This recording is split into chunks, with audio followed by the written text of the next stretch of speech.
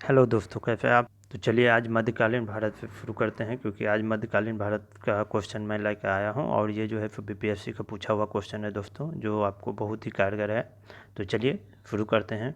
पहला क्वेश्चन आप देख सकते हैं, किस सुल्तान के काल में खालसा भूमि अधिक पैमाने में विकसित हुई।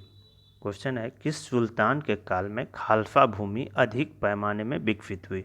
पहला ऑप्शन है आपके पास गयासुद्दीन बलबन, दूसरा अलाउद्दीन खिलजी, तीसरा मोहम्मद बिन तुगलक या चौथा फिरोज शाह तुगलक।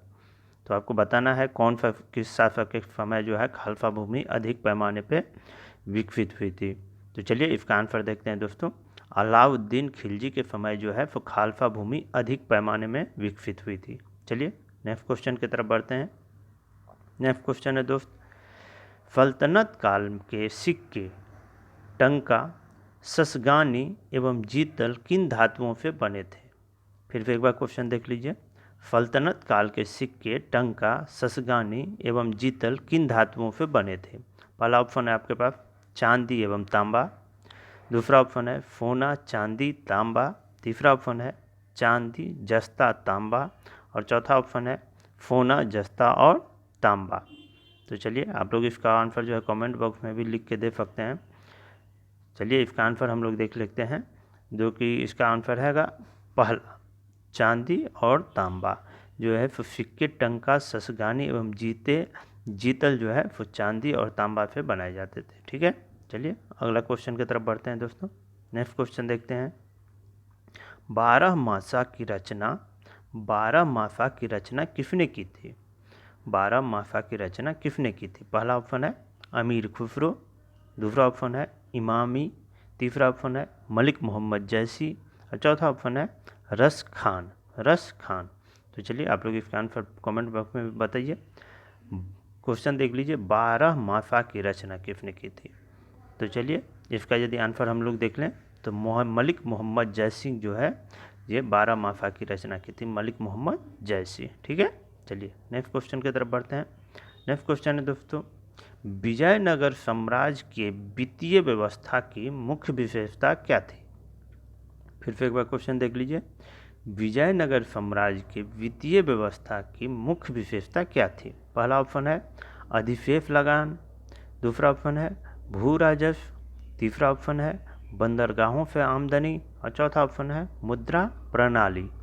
तो पूछ रहा है जो कि विजयनगर साम्राज्य के वित्तीय व्यवस्था का मुख्य क्या था। तो चलिए इसका आंसर हम लोग देखते हैं दोस्तों। तो इसका आंसर जो है वो है आपको भू राजस्व जो था वो विजयनगर साम्राज्य की वित्तीय व्यवस्था का मुख्य विशेषता था, भू राजस्व। चलिए नेक्स्ट क्वेश्चन की तरफ बढ़ते हैं।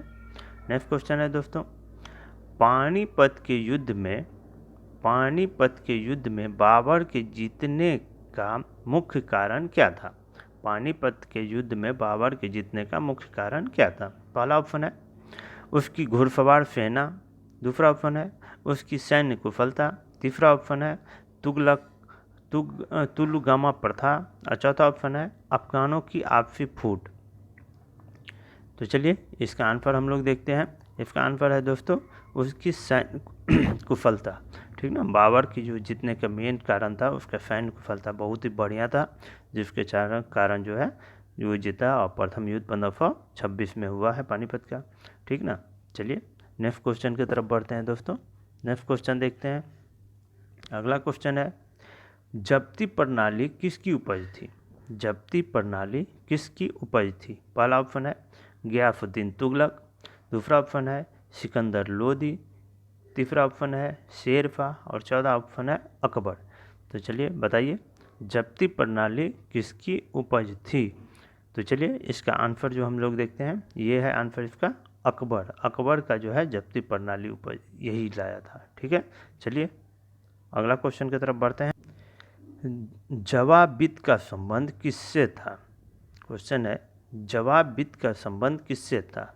राज्य के कानून से, सेकंड ऑप्शन है मनसब प्रणाली को नियंत्रण करने वाले कानून, तीसरा टकसाल से संबंधित कानून या चौथा कृषि से संबंधित कानून। तो बता है जवाब वित्त का संबंध। जवाब विद का संबंध। तो चलिए इसका आंसर देखते हैं दोस्तों, राज्य के कानून से जो था वो जवाब विद का संबंध था। ठीक है, राज्य के कानून से, ठीक ना। चलिए नेक्स्ट क्वेश्चन की तरफ बढ़ते हैं दोस्तों। ईरान के शाह और मुगल शासकों के बीच झगड़े की जड़ क्या थी? पहला ऑप्शन है आपके पास काबुल, दूसरा कंधार, तीसरा कुंटूज और चौथा गजनी। ठीक है, तो चलिए इसका आंसर बताइए। चलिए इसका आंसर हम लोग देखते हैं। जो कंधार जो था वो शाह और मुगल शासकों के बीच झगड़े का मेन कारण था, कंधार। ठीक है, कौन सा? कंधार। अगला क्वेश्चन की तरफ बढ़ते हैं दोस्तों। अगला क्वेश्चन है, दो अफपा और सिंह अफपा प्रथा किसने शुरू की थी? दो अफपा और सिंह अफपा प्रथा किसने शुरू की थी? अकबर ने, जहांगीर ने, शाहजहां ने या फिर औरंगजेब ने? तो चलिए इसका आंसर हम लोग देखते हैं दोस्तों। इसका आंसर जो है वो है जहांगीर ने। जहांगीर ने दो अफपा और सिंह अफपा प्रथा की शुरुआत की थी। ठीक है, चलिए नेक्स्ट क्वेश्चन की तरफ बढ़ते हैं। नेक्स्ट क्वेश्चन है दोस्तों, सरंजामी प्रथा किससे संबंधित थी? सरंजामी प्रथा किससे संबंधित थी? मराठा भू राजस्व प्रथा, दूसरा ऑप्शन है तालुकदारी प्रथा, तीसरा ऑप्शन है कुतुबशाही प्रशासन और चौथा ऑप्शन है उपरोक्त में से कोई नहीं। सरंजामी प्रथा, तो चलिए इसका आंसर हम लोग देखते हैं दोस्तों। सरंजामी प्रथा जो है मराठा भू राजस्व प्रथा से संबंधित है। ठीक ना, सरंजामी प्रथा मराठा भू राजस्व से। ठीक है, चलिए अगले क्वेश्चन की तरफ पढ़ते हैं। अगला क्वेश्चन है दोस्तों, भारत में 1612 ईस्वी में अंग्रेजों ने अपनी पहली फैक्ट्री कहाँ स्थापित की थी? तो पहला ऑप्शन है आपके पास गोवा, दूसरा ऑप्शन है बंगाल में हुगली, तीसरा ऑप्शन है अमरकोट, चौथा ऑप्शन है आपके पास सूरत। तो चलिए इसका आंसर यदि हम लोग देखते हैं तो इसका आंसर होगा दोस्तों, आप लोगों को भी पता ही होगा। चलिए इसका आंसर होगा सूरत में जो है 1612 में अंग्रेजों ने अपनी पहली फैक्ट्री जो है वो स्थापित की थी। दोस्तों आप लोग इस चैनल को लाइक और सब्सक्राइब कर लीजिएगा, वीडियो को भी लाइक कर दीजिएगा, शेयर कर दीजिएगा। और चलिए अगला क्वेश्चन की तरफ बढ़ते हैं। नेक्स्ट क्वेश्चन है दोस्तों, देख सकते हैं, महाराष्ट्र में रामोशी कृषक जत्था किसने स्थापित की थी? महाराष्ट्र में रामोशी कृषक जत्था किसने स्थापित की थी? पहला ऑप्शन है आपके पास न्यायमूर्ति रानाडे, दूसरा ऑप्शन है गोपाल कृष्ण गोखले, तीसरा ऑप्शन है वासुदेव बलवंत फड़के और चौथा ऑप्शन है आपके पास ज्योतिबा फूले। तो चलिए इसका आंसर बताइए दोस्तों। इसका आंसर जो होगा आप देख सकते हैं, वासुदेव बलवंत फड़के जो हैं वो महाराष्ट्र में रामोशी कृषक जत्था स्थापित की थी। किसने की थी? तो वासुदेव बलवंत फड़के ने। ठीक है, चलिए नेक्स्ट क्वेश्चन की तरफ बढ़ते हैं। नेक्स्ट क्वेश्चन है दोस्तों, 1878 का वर्नाकुलर प्रेस एक्ट किसने रद्द किया था? 1878 का वर्नाकुलर प्रेस एक्ट किसने रद्द कर दिया था? लॉर्ड रिपन ने, दूसरा ऑप्शन लॉर्ड लिंटन ने, तीसरा ऑप्शन लॉर्ड कर्जन ने और चौथा ऑप्शन है आपके पास लॉर्ड मिंटो ने। तो किसने किया था वर्नाकुलर प्रेस एक्ट को रद्द? ये क्वेश्चन है दोस्तों।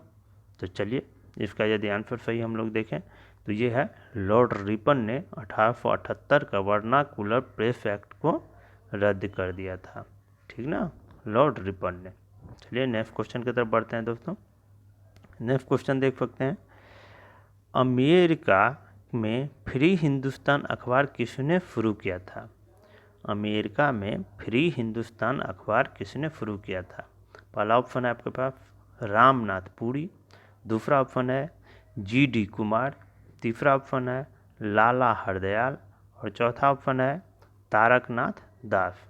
तो पूछ रहा है फ्री हिंदुस्तान जो अखबार था वो किसने शुरू किया है?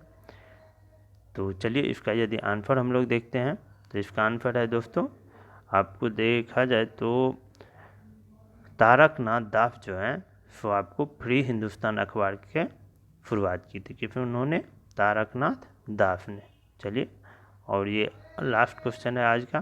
तो आज का क्वेश्चन है दोस्तों, लास्ट क्वेश्चन देख सकते हैं, गदर क्रांति छोड़ने का सबसे महत्वपूर्ण कारण था?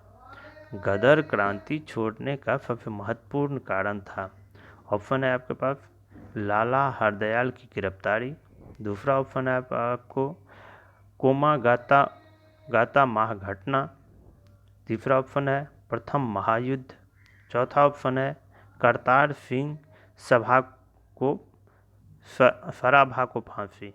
करतार सिंह सराभा को फांसी। तो पूछ रहा है गदर पार्टी छोड़ने का सबसे महत्वपूर्ण कारण दोस्तों। ऑप्शन है लाल हरदयाल की गिरफ्तारी, दूसरा ऑप्शन है कोमागाता महाघटना जो जहाज जो जापान से आया था उसके बारे में, तीसरा ऑप्शन है प्रथम महायुद्ध जो प्रथम विश्व युद्ध 1914 में हुआ था वो, और चौथा ऑप्शन है आपके पास करतार सिंह सराभा को फांसी।